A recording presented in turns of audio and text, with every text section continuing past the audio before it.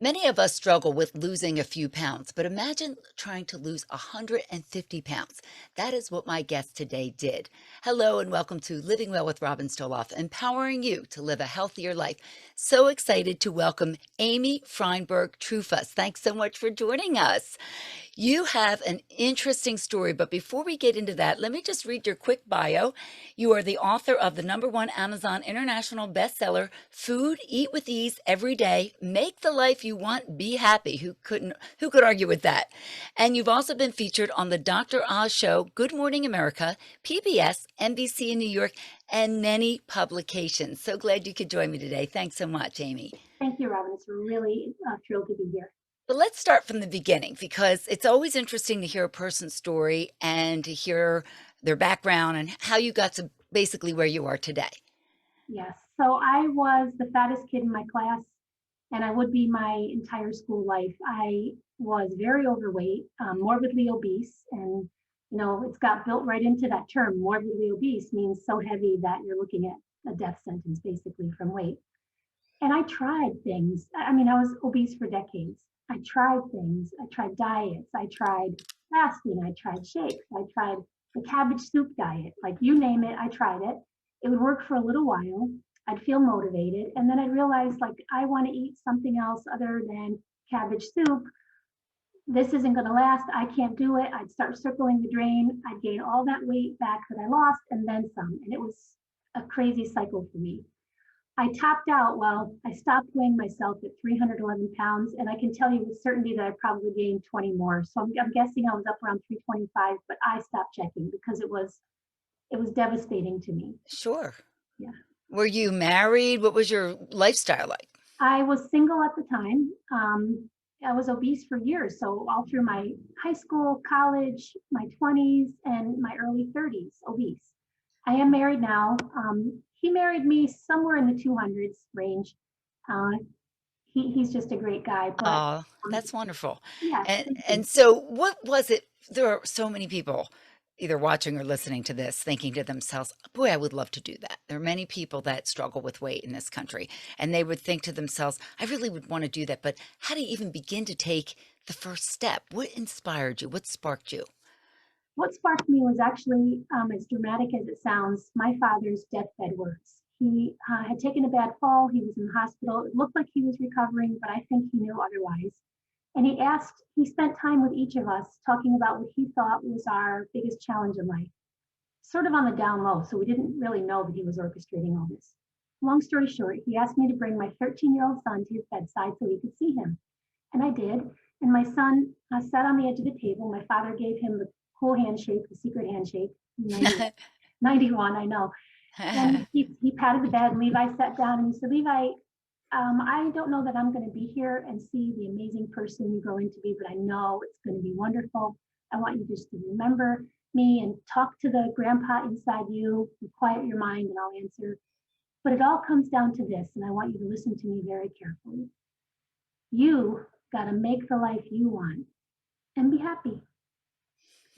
And Robin, in that moment, the words were from my son, but it was like I was hit by a lightning bolt, like boom, like you said, the light went on at that moment because I realized that became my creed.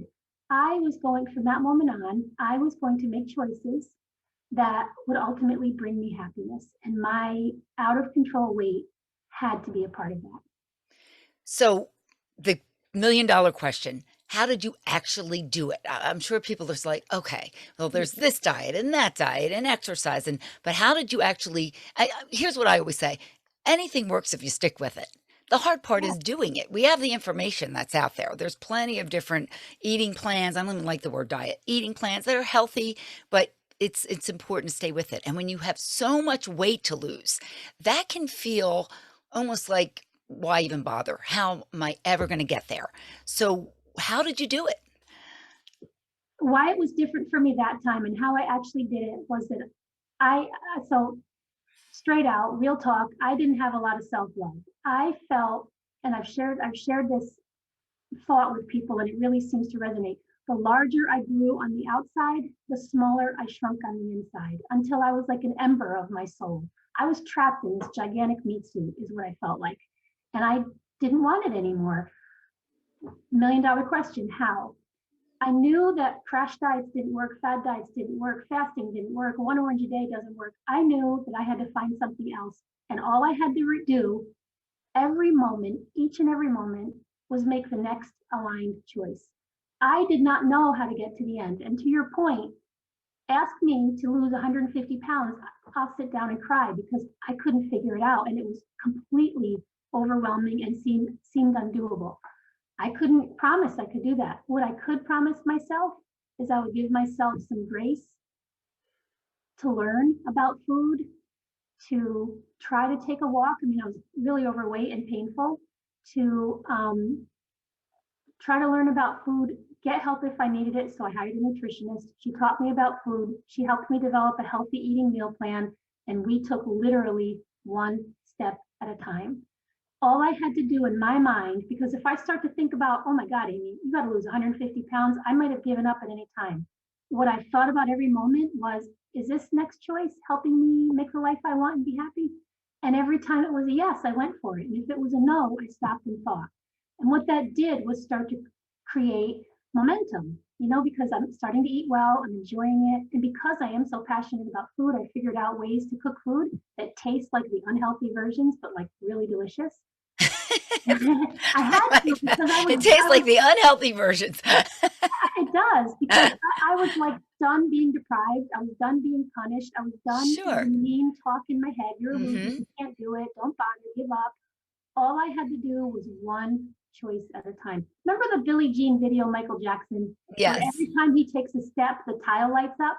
Oh, You yes, don't have right. to know where That's he's going. mhm. You just got to know one step. And that's what saved my life, one step at a time. That's incredible. And that's I'm glad you bring up the point, saved your life, because of course it was emotionally devastating, but this was also very unhealthy for your life. How old were you when you first decided to start this journey, and how long did it take you? I started at, so I lost about 40 pounds right before I met my husband. So it was in my early 30s. But I started this 40, 41, 42, 43 age. And that's a neighborhood when people tell you can't lose weight over 40 or 50. And I'm here to say that's not true. You can. Of course, if you have a hormonal imbalance or something that's, chemically in your body stopping you from losing weight, go see about it and go get help. But if you can commit to doing something as simple as walking and trying to really load up on healthy foods and kind of crowd out the bad foods, it's completely doable to lose weight older, and I'm living proof of it. I mean, I'm now 55, I'll be 56 in a couple of weeks, and I'm maintaining about 150-pound weight loss. And And and you look and awesome. You look thank fantastic. Do you you. feel deprived at any time? Do you ever feel like, "Oh, I wish I could eat that, but I won't?" No. And here's the thing that I learned. So I was done with being deprived. Like I had it up to here with being deprived, berating myself, feeling punished around food. Like I lived in all of it for decades and I was done with it. So part of this new deal with myself was if there was something that I really wanted, like I love wheat thins. I know it sounds ridiculous, but those things are like totally addictive to me. I will let myself have a couple of wheat thins and then be done with it because I feel like if you give it too much mental real estate, Yes. and then also, Robin, I don't know about you, but I will eat 50 other things to stop me from eating the one thing I wanted. When it's like, I totally agree with that. And I also say, if you say to yourself, I can't have it, that's when you want it the most. That's human nature. I've talked about this many, many times with nutrition specialists and dietitians, and it is so true. So if you just allow yourself, but the point of that is there are some people that might get those few wheat thins or crackers or ice cream or whatever it is and not stop themselves. So right, how did you learn to do that? How did you learn to say, I just want to take a few and I'm going to stop here? Because most people, once they lose it, they go off the deep end. We all know that. I got to be honest, I can't have mint chocolate chip ice cream in my house. People have heard me say this before because it will just beckon me, Robin, come eat me. And I can't do it. But I will have a chocolate chip ice cream cone at an ice cream place because it's limited. I right, can still exactly. have it, but I won't have it in my house because I just know I can't do it. You I know, just the only thing I'll tack on to the end of that is it breaks my heart when I hear people say, I really was dying. I'm watching what I eat all the time, but I had a craving, let's just say, for a brownie. And I ate the brownie and I felt so bad after. So the next day I went and worked out extra hard. And I'm just sitting here thinking, okay, you're living a really healthy lifestyle. You had a treat. Let's be honest, it was a treat. Yes. My advice would be enjoy the heck out of that moment and that treat. Love every minute of it. Be like, oh my God, the texture is great. This tastes so delicious. Or halfway through, you're like, wow, this is sweeter than I remember. And I'm not really wanting to finish this because that's what happened to me. Like, I'm not so into sweets anymore because they taste too sweet. However, so that's the first punishment. You have the thing, and in hindsight, you beat yourself up about it, so it wasn't really enjoyable. I would encourage the person to enjoy it. Really stay in the moment, enjoy the thing. And then don't punish yourself for the workout tomorrow. Just go back to your normal habits, one choice at a time. I just had a brownie, and this is the answer too to the overeating the M&Ms or the Wheat Thins or whatever. Okay, I just did that. I'm now going to straighten up in my head, get my mindset right, and let me just make the next right choice. I enjoyed those Wheat Thins. They were great. I'm good. Let me just make my next right choice. I find that for me, that next right choice thing really helped me continually align until I gave myself a little bit of space to explore food. And then what I found often was I didn't enjoy that as much as I thought I was going to. Isn't that funny? We get food is attached to so many emotions, and it's so much more. I always say if we just ate when we were hungry, probably no one would be overweight because you just eat it and be done with it. But we just eat for so many other reasons. And it can be a very trying thing to change that. It can be very challenging. It's something that we learn when we're young and it's embedded into us. So to really try to break that, you have to undo a lot of what you've learned. And that can be really tough for people. And especially when it seems so overwhelming, when you have so much to lose like that. And I love that you changed your relationship with food, basically. You have a healthy relationship with food now, and you're not saying that anything's off limits because, again, that's when you want it more. So what would be your advice if you have someone listening right now and they maybe feel like they've been in your shoes or they're in your shoes right now? What do they do to take that first step? How do they get started? Yes, the first step is I just want to acknowledge for myself and to the person out there who may be feeling this way, I did not love myself when I weighed 320 pounds. Okay. I felt like I was trapped in a body, and the larger I grew on the outside, the smaller my soul was getting choked out on the inside until I knew that I had to make a change for myself in order to live more aligned with what I think I'm here to be and how I show up in my life, how I show up in my kids' life, the whole 9 yards. So that was my why. I wanted to really align the outside of me with the inside of me. Once that was said, I knew that I didn't know a lot.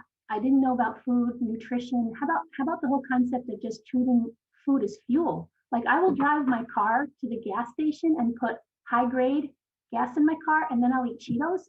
What is happening? What am I Right. doing?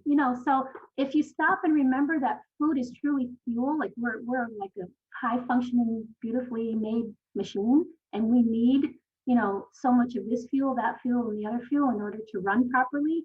I think that can help people a lot to conceptualize. I mean, we can add the good tastes in, no problem, but you want to get the basic food groups. So what would I recommend? I'd recommend meeting with a nutritionist, somebody who can help you design a plan that works for you, taking into consideration your medical concerns, what your likes and dislikes are. I don't eat red meat, so she had to help me with that. And then just really lean into learning about food and how it nourishes you, because that's the number one job of food. And to your point, oh my God, food is so charged, it's social, it's celebratory, Oh, yeah. We eat when we're happy, we eat when we're sad, we eat when we're bored. There's so many emotions attached to it. And that's probably the biggest challenge. As you said, there's a lot of information and good information. So you have to always consider the source. But if you want to learn about food, we have the internet and it's a window to the world of information, which we didn't have, many, many years ago. And we can learn about it. It's applying that information and putting it into our lives. And of course, consider the source. You always have to realize if someone's trying to sell you something and that could be fine that they're trying to sell something. It could be a good product. Just always consider it. And I love what you said about hiring a nutritionist or even a dietitian. There is in my mind, there would be no better way to spend your money because that is really going to help to educate you. And it also will help you be a little bit more accountable because when you learn the information, that's one thing. Now you have to actually apply it and be accountable. How often did you meet with your nutritionist? in the beginning, and it was a whole new world to me, Robin. I did not Hmm. know I mean, I thought that, foods with fat made me fat. I didn't know that carbohydrates actually make me fat. I didn't know this. I Yeah. think it's amazing how many of us are walking around in these bodies and there's no owner's manual for it, right? So we don't No. know how it works. Yeah. It's really I didn't unfortunate. know how it Yeah. works. I swear to you, and I consider myself a bright person, and I never bothered to understand pre-workout and post-workout. No idea. So when this woman went through everything with me, the lights went on, and I said, okay, I have to do better. Plus, there's a predisposition in my family to heart disease, and I'm really glad that I did this because it's it's I would have been a ticking time bomb with Absolutely. you can't outrun genetics, so you have to do what you can to keep your body healthy. The other thing that's great about the nutritionist is most often they'll order a blood test from your doctor, and then they can just see how your levels are, and you'll be amazed 9 times out of 10 how well you can do with managing your levels of your blood just with diet instead of meds for the rest of your Oh, life. I know, There's and so so many many surgeries people, to lose. are on so many different types of medications, and it really is unfortunate, and I'm glad what you said about, uh, people walking around don't even realize, or there's a disconnect between eating that hoagie or pizza or cheesesteak or whatever it is and their health and their upset stomach, and Yeah, they know that food can make you overweight, but all the other issues that come with it as well, and it's a pet peeve of mine that I think we need to be teaching kids this agreed. beginning in preschool. We need to be talking, and this should be a subject that's taught throughout our lives. I mean, we go through, think how many years of school, even just through high school, where it's barely mentioned. You maybe have one health class on it, Yeah, but it should be a something. food I mean, module. everybody eats. And what's the point of teaching people to make a lot of money or be successful in life if they're not healthy? If they're feeling, terrible or sick or it's just unfortunate, and I really hope that in the future, somehow, some way, our country puts more of an emphasis on this and that we start to really educate our kids. But while we're waiting for the school system, we as parents need to be doing that and not just teaching them, but modeling it for them, showing them. Very well said. I totally agree with you. And that was a big piece of this for me. I was the fat mom in class, and my son started to get picked on by the other kids. You got the fat mom. And I was Oh, like, I did not want the burden that I lived with for decades to suddenly impact him negatively. I also didn't want to model, to your point, really poor eating habits. Like the mm-hmm. stakes felt really high. Like, Amy, you're going to do this or you're going to end up a 400-pound person in a wheelchair. That's where I was, Robin. I was like, Yeah. and I was in my late 20s, early 30s. Like, wow, would I even have made it to this age? I don't know. It's when you're very overweight, it's it's easy to disconnect and want to give up. But I'm here to say, as a person who's been through it, I'm just a regular person. It can be done, and it can be done as simply as just thinking about one choice at a time. And if you screwed up in your last choice, guess what? You get another chance to make another Yes. choice. That's I it. love I that. feel like if we can break it down to that simple of a thing, the looming, you know, amount of weight that one has to lose doesn't matter. If I kept focusing on that, I would have given up. Yes. One day at a time. And they use that in Alcoholics Anonymous Yeah, or yeah, Narcotics Anonymous, one day at a time, and that is true because if you just look at it like that, it's kind of like bite size bite size. to use bite size to use the word bite size, but it's bite size information, it's bite size goals that you have to achieve. It's not this overwhelming journey and climbing this mountain. It's one little step at a time, and I think that's probably the best way to approach it because otherwise people would give up. And how long did it take you, Amy? It took me about 4 years in total to lose the Mhm. mass of the weight, and I did it in a slow, steady learning way. And, Yeah. and Robin, I have to say honestly, this is not linear. This is not like, oh, Oh, yeah. I'm on a weight plan now. Everything is great. No, there were moments where I felt like, oh my God, I'm struggling. Am I going to do this? I hit plateaus. I never knew what a plateau was, where I'm doing Yeah. everything right and that scale's not moving. Then you start thinking, can I do it? There's that little niggling voice all the time. Can Yeah. you do it? You've been fat your whole life. Can you do it? And I just kept making one step at a time. You have to feel so great today. What's your life like today? Oh, amazing. So I wrote the book. I've gotten and the whole my whole reason for being here right now, I think, is to stretch my arm out, like look behind my back, and to all those people who felt the way that I did then, and believe me, I know what that pain feels like. It feels like you're so small on the inside and you're never going to figure this out. So I wrote this book in a very easy way because I wanted to first of all be very vulnerable about how painful it was for me, both physically and emotionally, to be so overweight my whole life. And then that moment with my dad where like the skies opened up and it's like, okay, there's another chance. Let's try this. Let's try it smart though. Let's set ourselves up to be successful. Take a breath. If you screw up, it's okay. Let's keep trying. And then, the other side of it is my son told me I'm an inspiration to him. Uh, Aw, how old is he now? he's 22 and he's going to graduate from college this month. Oh, that's just Yeah. wonderful. And You he's have like, to be Mom, so you wrote a book. proud. I'm so proud because it just means everything that he thinks I'm doing okay. I mean, what better gift to give your child than that? To show him how to live a healthy lifestyle, and he just must be just so proud of you. It's just wonderful, and I'm sure you are of him as well. Totally. Yeah. Yeah, I have a son in college, so I know how you feel. Yeah. It's Yeah, an exciting time. Yeah. it is. It really is, and you're here for it. Thank goodness, because who knows what that path could have led you to. So now you're living a healthy lifestyle and you're doing well, and I'm just so glad that you I shared bought a this bathing story. suit. And it wasn't horrible, right? When you tried it on. I bought a bathing suit, and I'm saying yes to a lot more things. And if for nothing else, I feel like my outside is letting my inside show. And what Yes. I feel like I'm here to do is help other people and figure out ways to show up and say yes and just support people in being as healthy as they can be. Well, you've certainly done that today. I really appreciate your joining me. And again, the name of the book is, Food, eat with ease every day, make the life you want, be happy. and where can we get it? Amazon. All right. And what is your website, Amy?